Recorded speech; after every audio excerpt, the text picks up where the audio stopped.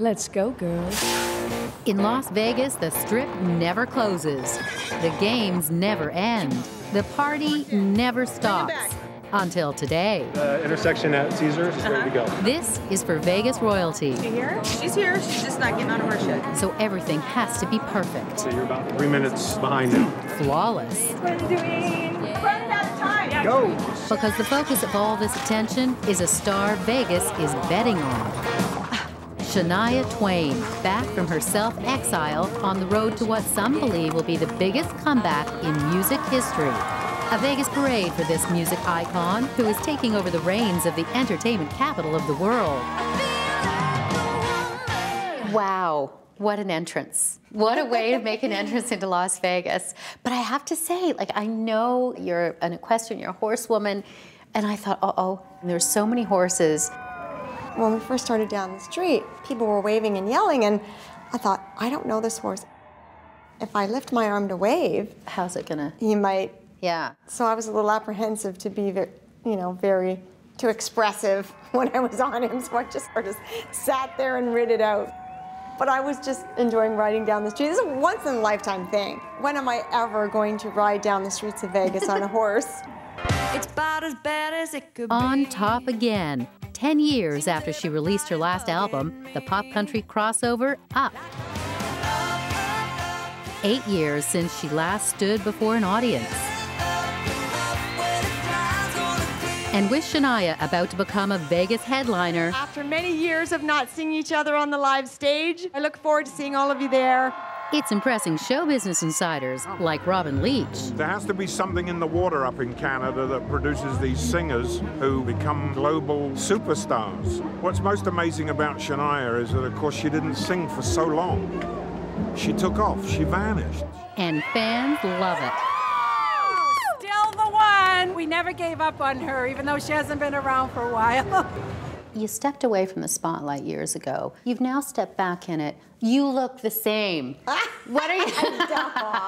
What are the secrets? Come on, there has to be a secret. There has to be something. I look the same, just older. I'm okay with that, I feel really good. I'm having fun on stage. I'm enjoying the space and the clothes, and I'm just embracing it all and feel very up to it. I feel energetic about it. I don't know how I'm going to control my adrenaline because I can really get feel out of that hand. energy. Yeah. So that's why I love riding horses, because when you're in a bind but you're on a horse, you just have to stay calm. It's do or die. On stage, you get that adrenaline as well. You feel like you can get out of control. It's very exciting. You're going to have 4,000 plus that first night when you take to the stage. And you've performed all over the world. You've performed live before thousands upon thousands of people. Let's go football fans! You've done Super Bowl, which is beamed live all over the world.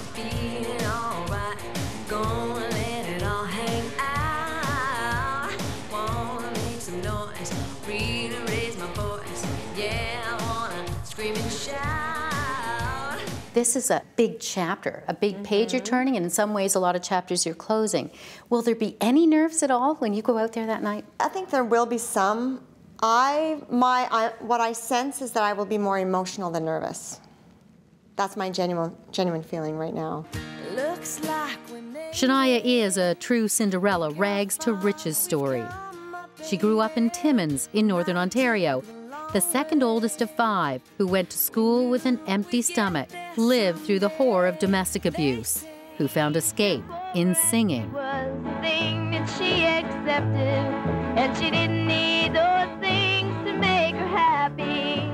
Performing at 8, writing her own songs by 10, orphaned in her early 20s, she gave up singing to care for her siblings, but not for long. Fate and a way to support her orphan family came calling in the form of a gig at the Deerhurst Resort in Huntsville, Ontario. The 22-year-old who'd never worn high heels found a stage to launch her music career. That was all my training ground, and I sang a lot of rock music for a while. I did a lot of early country music.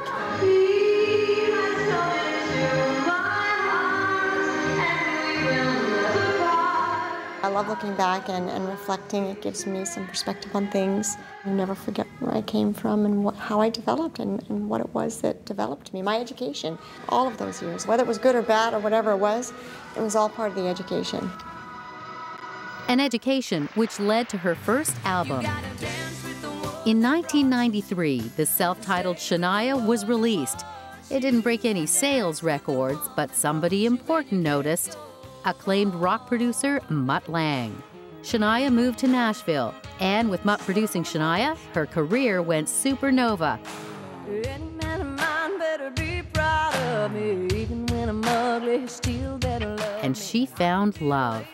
In December of that year, Shania and Mutt married. And together, they made beautiful music. Successful, too. In 1995, Shania released her second album, The Woman in Me, and stunned music executives with a sound never heard in country music before. Whose bed have your boots been under? And whose heart did you see, I wonder? The album sold 4 million copies by the end of the year, and eventually 20 million worldwide. Twain won the Grammy Award for Best Country Album. You were credited with getting pop audience folks interested in country music. This was a huge, huge deal for a lot of people. But there were people who said, oh, sellout. You left country's roots and you went off to this place. I never really paid all that much attention at that time, to be honest. I was just doing my own thing. You know, I was focusing on what I was doing, and I didn't allow myself to be distracted. I don't know why I was able to do that. I just managed. I knew that I would probably have been intimidated if I had paid too much attention, and I needed to really stay original. I knew that that was the key to my survival as an artist and in the industry. I always made sure I had people around me that appreciated where I was going, appreciated the vision, and you know, I just tried to stay as focused and grounded as I could.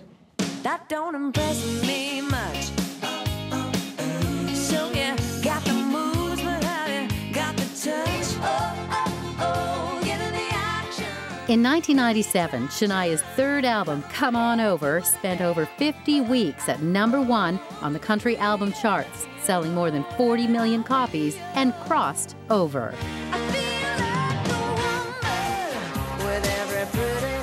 But the critics were complaining that for a country girl, Shania was sure showing a lot of skin.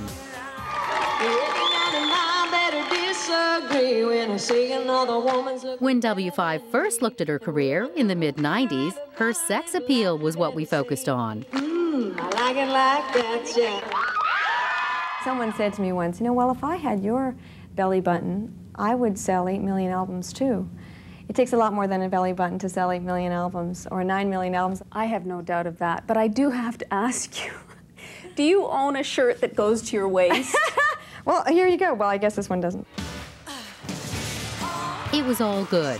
Best-selling country album of all time, 3 diamond albums, a record, 5 Grammys, and a son, Asia. Adoring fans on tour, but Shania felt exhausted and lonely on the road. She retreated to her home in Switzerland. And then, in 2008, Shania discovered that Mutt was having an affair with her best friend. It was a number of years ago that your breakup happened, and so looking back over the years now, you've moved on to the point where, but you've still got your son, and has that relationship evolved to the point where you're in a happy place with all of that? Yeah, we're at a good place. We are. We're good parents to Asia. Asia, I think, gets the best of all the worlds around him. Mutt is a great father, and they love each other. They have an amazing bond, and Asia and I are inseparable. We're just really, really super close. And we're a family, all of us, really, to be honest. It's a big group effort on a professional and a personal level in every way. And it's very harmonious. Is there a price that you think you've paid for celebrity? Definitely. I cannot speak for other celebrities, but I would say that there's certainly been a price to pay in my life for celebrity, for sure. It's so much, so fast. Celebrity is something that is a really giant, big thing that you can't even imagine until you're in it. And how you cope with it depends on who you're surrounded by, you know, your own personality. And where you came from. Where you came from, what your expectations were. You know, I coped fairly well. I mean, I didn't become a drug addict or, you know, I lived through it, let's put it that way. But it takes its toll. It's difficult. It's a challenging experience, for sure. And that's why we see every day on entertainment news and all, you know, everywhere, all the mishaps that happen. Do you think that's out of control, though? I mean, do you think we need to know everything that Lindsay Lohan does? I mean, well, I think that we have to also take responsibility of our own lives as well and be responsible. We have to pay a price of isolation sometimes. And that's part of the price, you know. There's just certain things you've got to change about your life if you want to maintain sanity and some privacy, yeah. But isolation wasn't enough to keep Shania out of the headlines when Mutt Lange cheated on her and their marriage broke up. The stress of this very public betrayal took a toll, even affecting her voice. I'm finding it hard. That's hard. It took a year to fully recover, emotionally and physically. But she credits the new love with helping her get through it. Fred Thibault, the ex-husband of her former best friend, the woman whose affair with Mutt broke up Shania's marriage. A twist of fate, to say the least, but Fred hasn't left her side ever since. Fred is my husband, of course. Pronounce your husband and wife. But he's my partner in every way. And he's a great psychiatrist. He really keeps me on track. You know, it's been challenging. You know, these last few years have been very challenging for me, personally and professionally, and Fred has kept me going. Okay, so then your voice. You're speaking fantastic and you're ready to go. Thank you. I appreciate that so much. Look at that, just throwing it out there. No, but not that long ago, a couple of years ago, I could not get that volume out. You know, and now I have it. And doesn't it now feel I have great? The volume back. It feels wonderful. It's very liberating, and you know, it's been a challenge, but I took it on, and I took it on slowly. And healing is a lifelong challenge and journey. You know, it doesn't end here in Vegas. Next, from hard times. These last few years have been very challenging for me. To the time of her life. Oh, I love this. When W5 continues. Let's go. It's been 8 years since superstar Shania Twain performed in front of a live audience. And the City of Lights is gearing up to shine a whole lot brighter with her comeback. The world's best-selling female country artist of all time, back on stage and in the spotlight in Las Vegas. And diehard fans will appreciate the irony. It's called Shania, Still the One. Everybody now knows Shania Twain's in Vegas. How does it feel? Well, I feel very welcome. That I can say. You know, everybody's been really terrific and made me feel at home. And it's been years since I've been on the road with my son, right? So that was a bit of a concern for me. But everybody's been so wonderful, made us feel at home. And the theater is amazing in the Coliseum. The people are all wonderful. We're working very hard. It's a lot of work because Elton John was here right up until I was able to start moving in my sets and everything and get started. So it's a very small window. But we're doing it. And she couldn't be doing it any bigger, making her home in Las Vegas for the next 2 years. She'll perform night after night for thousands who are already planning pilgrimages to see the superstar's show. A big change she had to explain to her son, Asia. Well, what was his first reaction when you said, this is what we are thinking of doing? You know, I said, we're going to be spending some time in Las Vegas, and you know, you're not going to be there for very long periods of time, but you are going to have to be away from your friends for a little bit, but we're going to go back and forth. And it's like, well, I don't want to leave my friends. You know, he's not accustomed to the road life and my professional life because I stopped the road life when he was only 3.5.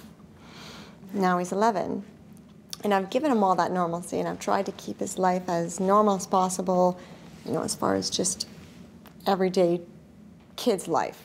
What does he think of his famous mom? What does he think of all this? He's adjusting slowly to Vegas. You know, he's enjoying the excitement. He's learning more about what I do, and I think appreciating a lot of what he's seen me doing behind the scenes and not understanding what I was doing. Anyway, now he's seeing it all come together, and I think he thinks it's pretty awesome. But you have always been a fairly private person. You like your time with your family, and your son's always been very important. Riding horses have been very important. What do you do in your private moments here? This is Vegas.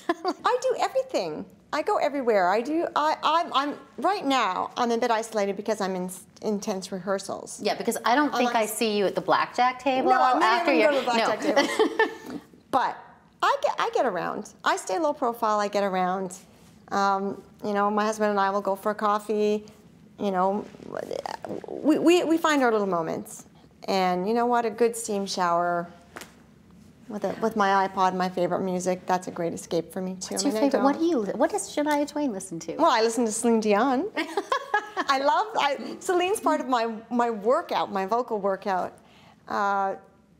She's just such an incredible voice that I learn from her every time I listen to her. So. Which is pretty amazing when you think about it. 2 Canadian superstars, and now they're both Vegas headliners. 2 great Canadian women that bring people from all over the world to this city is pretty spectacular. I feel very honored myself personally. Celine, she was really at the inception of the concept of the resident artist here in Vegas. While I was off mothering and cooking and taking my sabbatical, she was, she was making all of this happen here in Vegas. So I'm proud of her, alone, on her own, as an individual, of doing what she did here. And then to be able to join her, I feel more like I'm joining her really than anything. So. I don't know if you've had a chance to talk to her about this, but when we spoke with her, I said, so Shania's embarking on this big thing. What advice? And she said, oh, she's a superstar. She doesn't need advice from me, but she said, one thing I would say is, look after yourself. Look after little things like the humidity in the room, your child. Make sure that you don't do 250 shows a year, whatever it is. She said, look after you was her big thing. Yeah, exactly. She's right. I mean, thankfully, at this point in my life, I'm here to enjoy my craft. I'm here to enjoy my music. I'm here to enjoy my voice. I'm here to enjoy my son, the experience together, my husband, my family, my sister's in the show. I'm doing all of this for my pleasure. It's all about that. She may be doing this for her pleasure, but a lot of work goes into staging a show of this magnitude. And Shania is determined to be in charge of practically every detail along the way. Even touring the venue back in 2011, more than a year before her show would debut. Maybe I could have an out-of-body experience and watch myself from up here. And you're not just a little bit involved. You are front to back, hours a day. I heard from a number of people, like, you are this show. It's not just you performing. Yeah, no, I'm hands-on. The show really is, it's an entire Shania experience in every way. I mean, from everything that we're wearing to the size of the... I don't want to give, well, I can give things away. Just a little bit? I can. Okay. Well, it snows. I'm a Canadian winter lover, and it had to snow in my show. All right, this is great. There are a lot of, everything that I love is in my show, and so it snows. So of course I'm all involved with what is the snow made of, and how quickly does it fall, and it's not falling on those people, but it's falling on those people now, whatever, And my sister Carrie, I told her, I'm not getting back on a stage without you. We haven't been on stage together since I was 10 and she was 8. I told her, if I'm getting back on that live stage again, you're coming with me or I'm not doing it. And she's doing it. So she's in the show. Then, the cherry on the cake is getting out there and sharing not just the songs that everybody hasn't heard in years live, but sharing another part of me that they've never really had an experience with me, before. So when the people see that and hear that, I think it'll be emotional for me. I think I'm not going to be nervous about that. I'm excited about it, and it will just feel very rewarding. Here you are back after being through such heartache that you've been open about and talked about, but you're coming down the strip, and people are yelling, we love you, and they can't wait to see you back. Does that ever get old? You know, that is a mutual thing, and it just feeds. When you smile at someone, they want to smile back at you. And that is what that is. That's just human exchange, never grows old. You even called it today a reunion. This is like a reunion. It is. You know, I haven't been on stage for many years. I'm looking really forward to seeing the fans. I cannot wait to see their faces. It's like, you know, it's like Christmas. You know, we do it for each other.